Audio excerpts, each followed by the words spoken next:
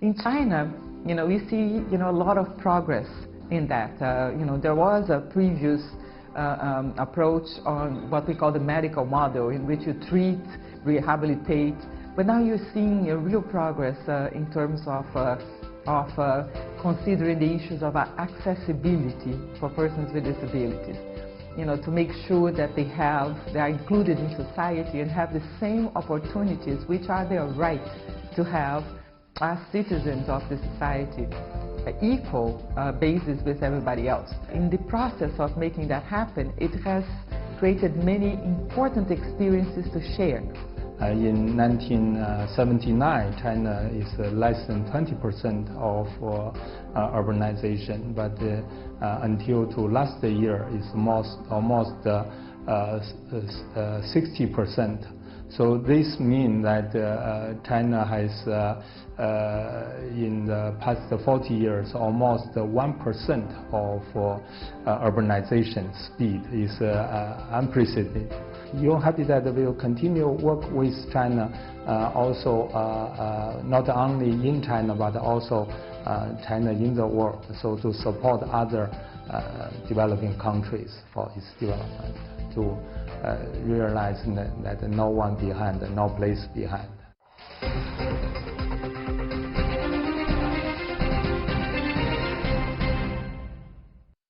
China and the United Nations are celebrating 40 years of cooperation this year. The UNHCR, the UN's refugee agency, is one such organization that started its work in China in 1979. As the world witnesses historic highs in the number of people and communities that have been forcibly displaced, the UNHCR's work has become increasingly crucial in many corners of the world. But what's the story of the UNHCR in China? What impact has the agency made in China over the past 4 decades, and what role is China playing in helping the UNHCR address global refugee issues? To find out more, I'm honored to be joined in the studio by Mr. Sivanka, the UNHCR representative here in China. Mr. Dhanpala, thank you so much for joining us here. Thank you for having me. So, as I said, this year marks the 40th anniversary of the UNHCR's presence here in China. Looking back, how would you summarize what the agency has achieved over the past 4 decades? Well, I think it's been a collective achievement between ourselves and the government of the People's Republic of China. In 1979, when we were invited in by the government, it was largely to deal with an influx of refugees coming in from the Indo-Chinese situation in 1979. So hundreds of thousands of refugees coming into the country, and I think also with the opening up, the government was reaching out for the UN to help with its expertise. Over the decades, of course, China has dramatically increased its capacity and has been able to deal with that situation, although we have worked very closely with the government.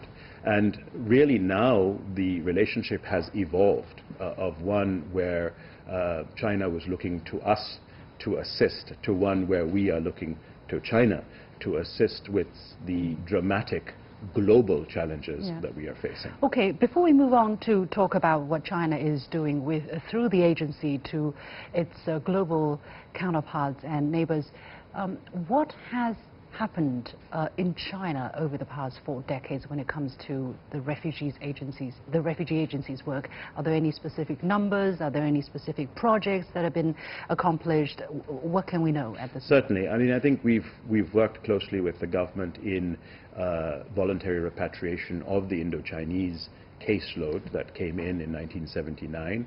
And the government itself is now working through the Ministry of Civil Affairs at the any assistance that these remaining refugees might need. So we are not directly involved.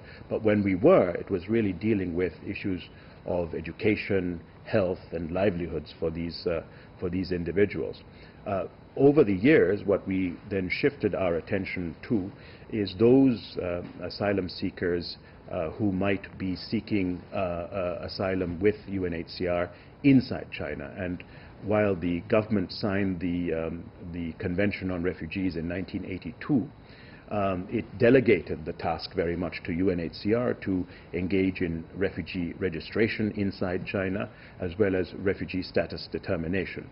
Those duties and responsibilities, we hope now that we have a National Immigration Administration Bureau within the Ministry of Public Security, there is the stated commitment that there will be an incremental transition of responsibility to that office. And so gradually now we will be shifting towards the NIA with regard to that.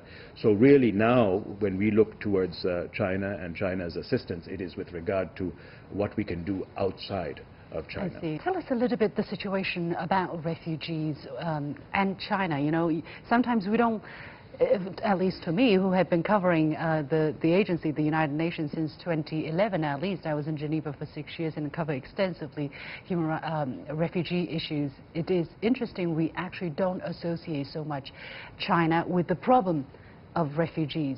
So, you know, elaborate a little bit for our audiences. Does China have a very big refugee problem leaving China? Does China have a strong internally displaced population problem? Or if not, why not? Well, I think the dramatic development that we have seen within the country has also ensured an extremely stable environment. So we haven't seen a great degree of there hasn't been any exodus, nor has there been any conflict. It's really conflict that generates the kind of forced displacement that UNHCR deals with. So really, we also know in terms of hosting and receiving refugees, we haven't had any large populations apart from the Indo-Chinese population that I spoke about earlier, because China is also geographically very far away from a number of the ongoing crisis situations that we are seeing around the world.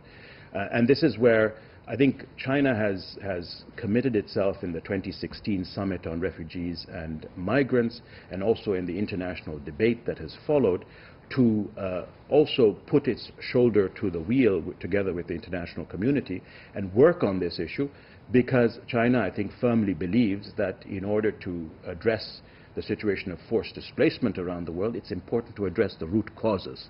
And this has been very much the underlying philosophy of a number of initiatives that China has launched, including the Belt and Road Initiative, and to ensure that there is shared prosperity, development, therefore stability, and less forced displacement. Is that how China is facilitating the work of the UNHCR through you, through your office, to make sure that the problem of refugees or forced displacement are addressed at the root cause?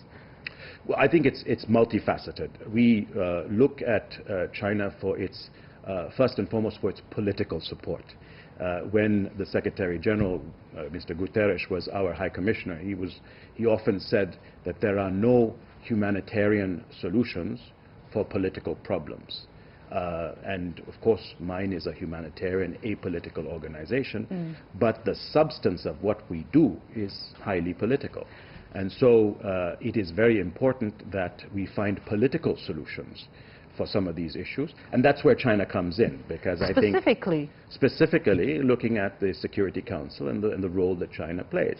As a permanent member of the Security Council, China can contribute very significantly to addressing some of these political impasses that we face around the world, and contribute towards addressing the root causes of some of these conflicts. Again, could you provide some examples, some concrete projects that China has facilitated, has undertaken? There's the political support that we solicit, and that's, let's say, multi-layered, and looking at the Security Council, looking at all sorts of shuttle diplomacy and so on. But then there's the kind of very material, resource-related support that we're talking about, and that is where we're talking about projects. There, through SIDCA, through MOVCOM, through the South-South Cooperation Assistance Fund, we have projects that are funded by China looking at education, looking at livelihood options, looking at the provision of food. and so on, looking at health assistance towards refugees. So really it's a range of issues, and we've been working with China on projects such as these in the Middle East, in Africa, and within Asia. So how do you expect China's role to grow even bigger in the future? Is there certain commitments? Because as China becomes economically more developed, there is greater expectation also on China's role in global governance, in humanitarian affairs, and there's also greater scrutiny. More questions are being asked, why is China not doing more? Although China itself believes that it's doing quite a bit. Absolutely, and I think there was a crescendo, if you like, in terms of the crisis in forced displacement in 2015, and because of that in 2016 we had a summit on refugees and migrants.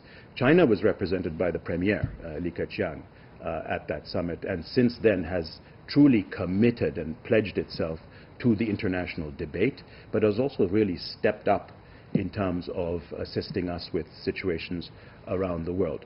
My marching orders, if you like, from my High Commissioner when I was sent here in January last year was really to engage this emerging effort of China, deepen and expand the relationship, and we're doing that in a number of ways, ensuring that, among other things, China and the Chinese people are more familiar with who we are and what our mandate is and what we are trying to do around the world. So raising that level of awareness, but also reaching out to these multiple government entities to see where China can assist us in this very challenging task. It is indeed a very challenging task. The numbers are daunting. For instance, by the end of 2018, almost 71 million people were forcibly displaced worldwide. Is the UNHCR able to deal with the increasing challenge? What is the biggest obstacle at this moment? Well, with 71 million persons forcibly displaced and rising, we need all the friends and supporters we can get. And so for that reason, among others, we embrace China's support. In the international discussion after this 2016 summit, we actually were able to successfully conclude with great consensus in December last year, the Global Compact on Refugees, which really galvanizes member states, comes together with a number of agreements. One, very importantly, is that states committed to easing the pressure that countries that are hosting refugees feel. And for this, it's important to point out that 85% of the world's refugees are in fact in the developing world. Yes. And I think this resonates also for China, which is the largest developing country in the world. And so the richer countries need to do more, and that was one commitment. The other is also to ensure that refugees themselves, we make more efforts towards increasing their self-reliance, decreasing their dependency. It falls in line with the old Chinese adage, you know, you don't give a man a fish, but you teach a man to fish. Yeah. And more efforts are being made towards that through access to education, access to employment, and so on. Also, we need to, there was a pledge to increase third country solutions, not just resettlement, which at the moment, given the political climate around the world, is difficult, but also looking for innovative complementary pathways for persons to be relocated out of danger through scholarships, through employment programs, through family reunification, and so on.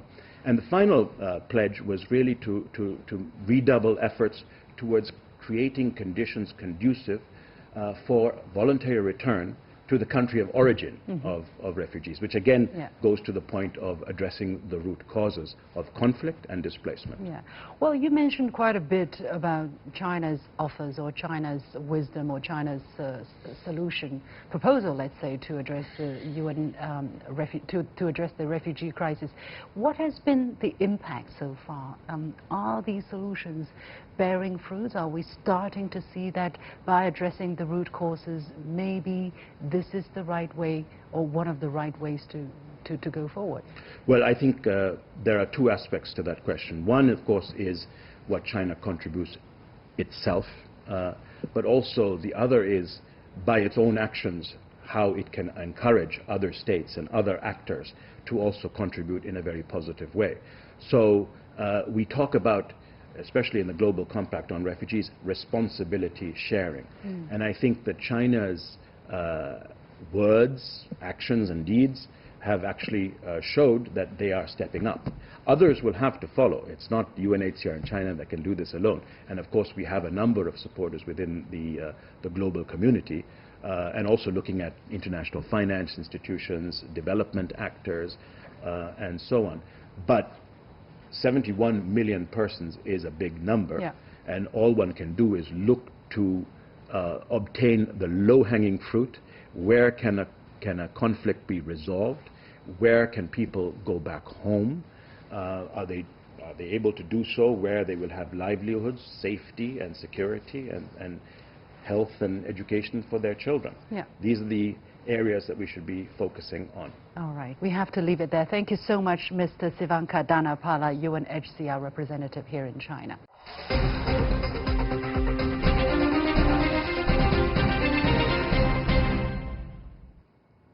And that does it for this edition of The Point. As always, follow us on Facebook and Twitter using the handle The Point with LX. Download the CGTN app to watch our show on your mobile devices, or go to YouTube and look for CGTN The Point. Thank you for watching. You've got The Point.